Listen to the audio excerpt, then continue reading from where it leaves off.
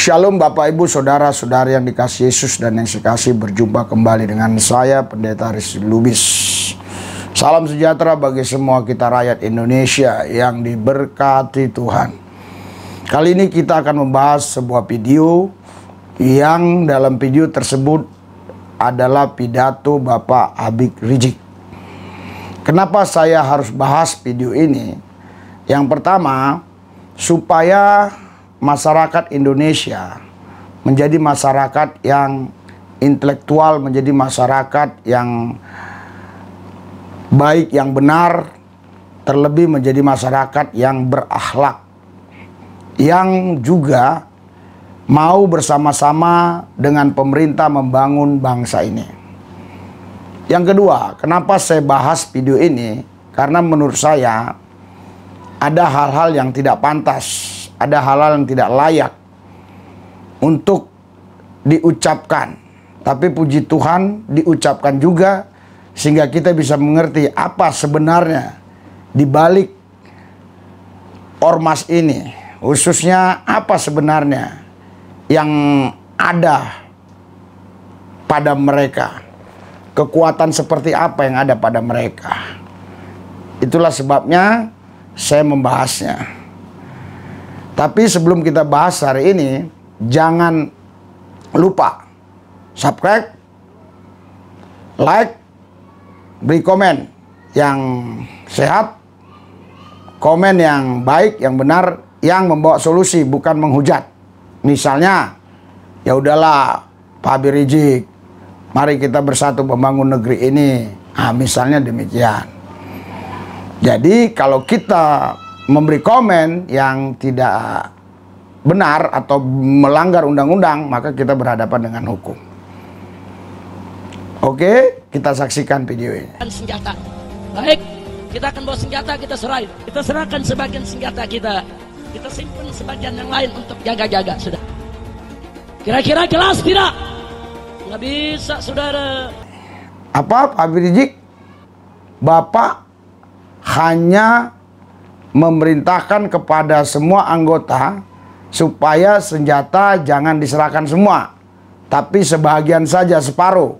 Karena yang separuh lagi, yang sebagian lagi itu untuk jaga-jaga. Siapa tahu ada orang-orang tertentu yang ingin menyerang. Begitu kira-kira Pak Habib Rizik ya. Pertama, Pak Habib Rizik, kalau kita memang percaya kepada Tuhan, sebenarnya kita tidak memerlukan senjata-senjata seperti itu. Karena senjata-senjata seperti itu hanya digunakan oleh orang-orang yang merasa ditinggalkan Tuhan. Senjata-senjata seperti itu hanya digunakan oleh orang-orang yang takut kehilangan nyawanya, sehingga dia harus berjaga-jaga untuk membunuh lawannya.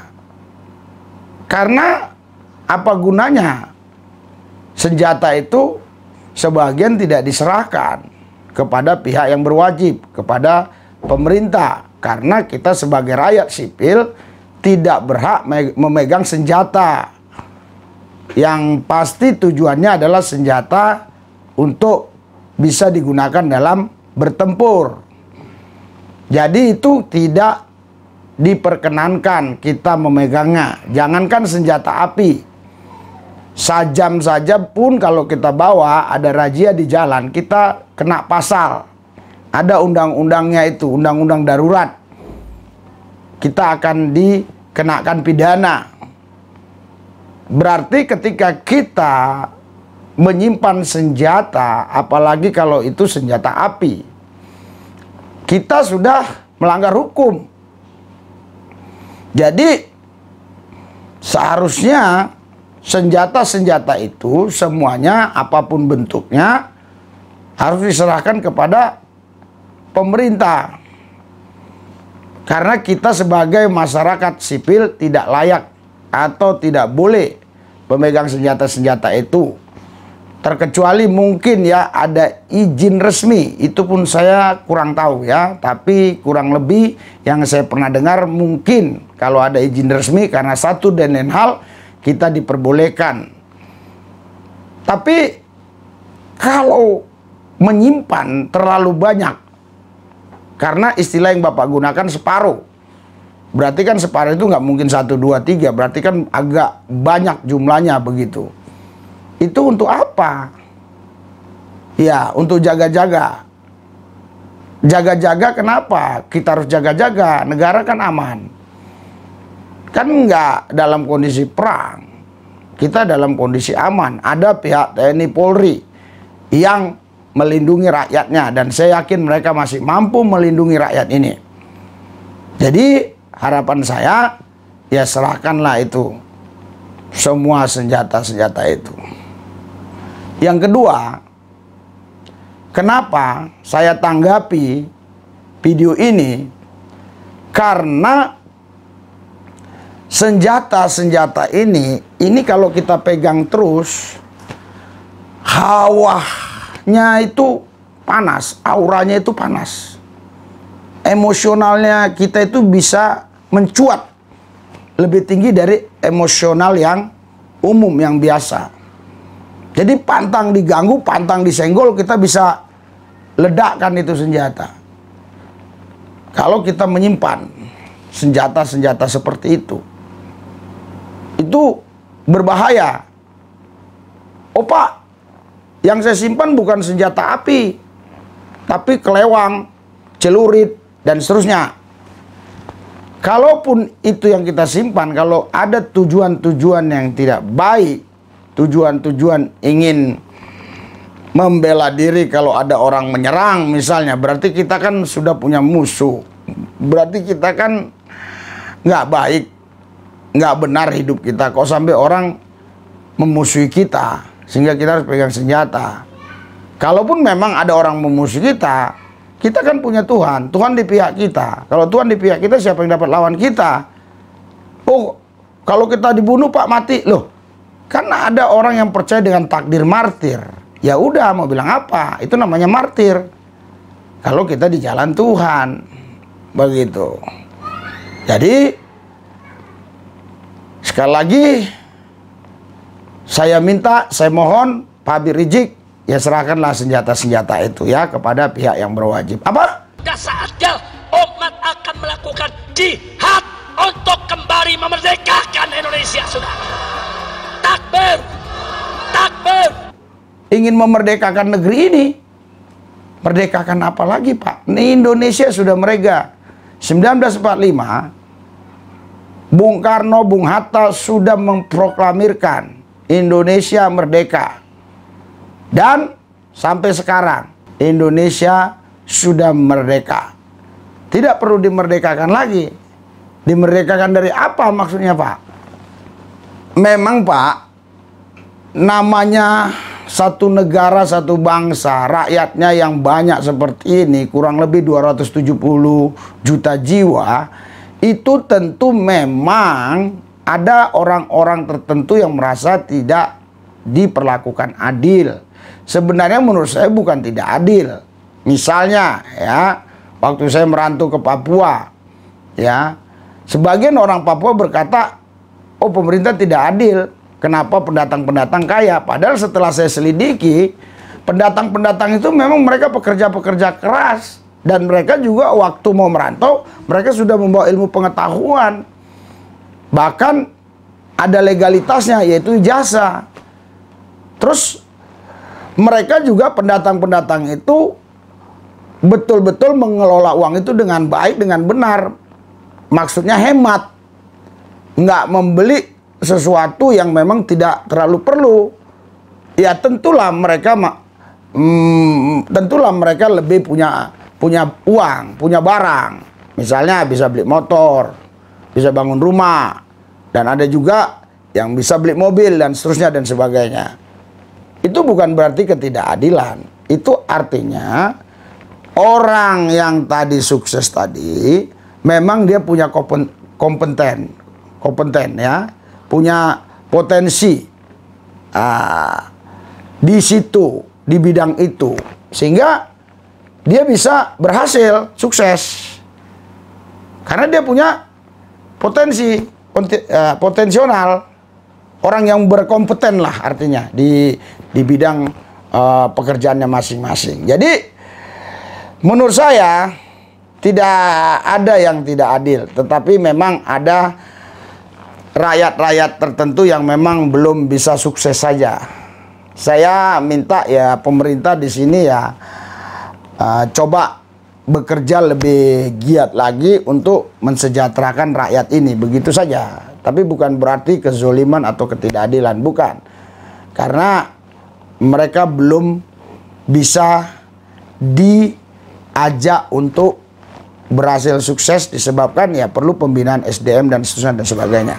Saudara, Bapak Ibu sekalian, jangan sampai di sini saja tontonnya. Ini lihat rumah misi kami. Rumah misi kami sudah berjalan sebulan 10 hari mungkin, tapi progresnya luar biasa. Kita doakan nggak sampai setahun ini sudah terbangun rumah misi yang layak, ya, yang luar biasa begitu. Tuhan Yesus memberkati saudara. Untuk rumah misi di mana orang-orang yang memang membutuhkan bimbingan, yang membutuhkan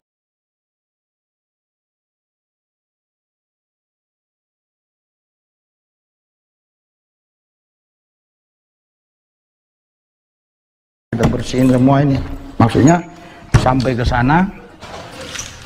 sana, kita uruk semua ini, kita tambah bangunannya sampai ke sana. Karena itu saudara, Bapak Ibu sekalian,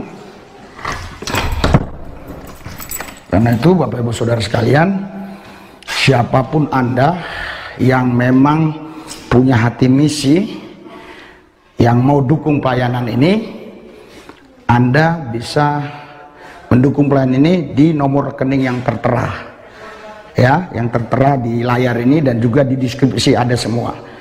Saudara, mungkin Anda berpikir, wah itu kan tugas orang-orang kaya yang harus memberkati, itu orang-orang yang punya pabrik, orang-orang yang punya perusahaan, manajer-manajer. Saudara, keliru saudara. Jadi tidak ada di antara kita yang dianggap Yesus itu miskin, karena waktu seorang janda memberikan 2 peser uang, Yesus bilang dia yang memberi terbanyak. Apakah yang lain tidak ada memberi yang berapa dirham? Tentunya ada. Kenapa dia yang terbanyak? Karena itu uangnya hanya segitu dan dia berikan semuanya itu. Itu mata uang terkecil. Kalau di Indonesia mungkin uang ribu-ribuan lah. Jadi bayangkan saudara, kalau Anda ada yang punya kerinduan untuk Injil Kerajaan Allah diberitakan ke seluruh bangsa, ya, dan mereka bisa dibawa kemari untuk dibina, saudara bisa ke nomor rekening ini, ya. Kita berpikir sederhana aja. Kalau kita mau bekerja sama, saudara, ya, ada yang mau ngasih 500, ada yang mau sejuta, oke. Ada juga yang bilang, wah saya hanya bisa 50.000, nggak ada masalah. Sesuai dengan kemampuan dan kerelaan ketulusan hati kita. Tapi bayangkan kalau kita gabung semua, 50.000 kali 200 orang, misalnya kali 1.000 orang, kan bisa membangun ini. Oke, saya berdoa Tuhan Yesus jamah mereka semua yang sudah mendengar ini, misi ini, dan terkhusus terlebih yang sudah subscribe, Tuhan berkati. Mereka yang sudah memberkati, Tuhan berkati berlipat kali ganda, biar memberkati kembali. Dan mereka yang tidak bisa memberkati, Tuhan berkati juga, di lain waktu mereka bisa memberkati. Ingat saudara, Anda memberi tidak akan menjadi miskin, Anda tidak memberi pun tidak menjadi kaya. Tuhan Yesus memberkati. Ambilkan skop lo bro, ambilkan skop itu, kena skop. Pasir ke-6. Iya, pasir ke-6. Udah. Nah. Pasir ke-6. Iya.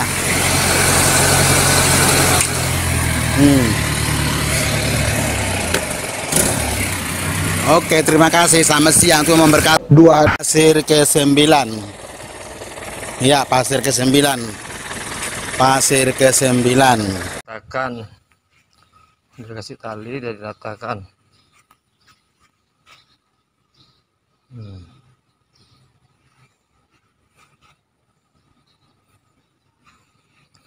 Udah diratakan, tinggal besok pengecoran.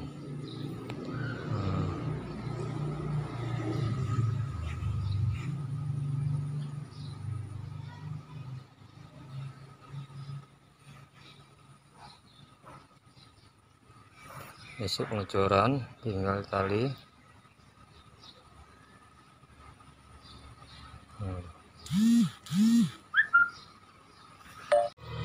Sudah dicor, sudah selesai dicor. Nah, tinggal kiri kanan, semen habis, tinggal kiri kanan.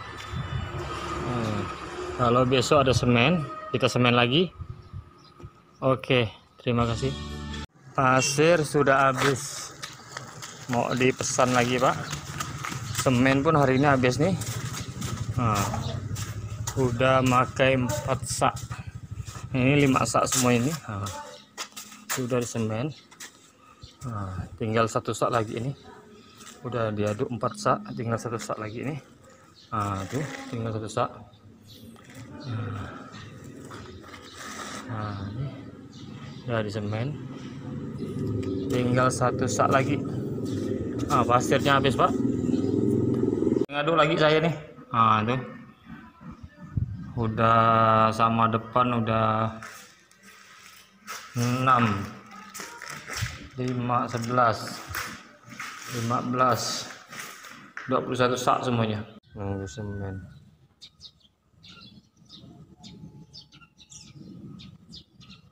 Mau dituntaskan sekarang, tinggal ini ya. Oke, saya mau berdoa. Tuhan Yesus, Engkau jamah Pak Habib Rizik, berikan sehat, kekuatan, kemampuan untuk dia bisa melewati hari-hari ini dengan baik, dengan benar. Begitu juga saya berdoa buat khusus yang sudah subscribe di Metanoia. Tuhan berkati terlebih terusus mereka yang sudah memberkati misi Injil Kerajaan Allah. Biar mereka diberkati berlimpah lagi sehingga mereka tidak merasa rugi kalau terus mendukung dana dalam pelayanan ini. Dan juga yang belum bisa memberi, Tuhan berkati dan waktu mereka memberi.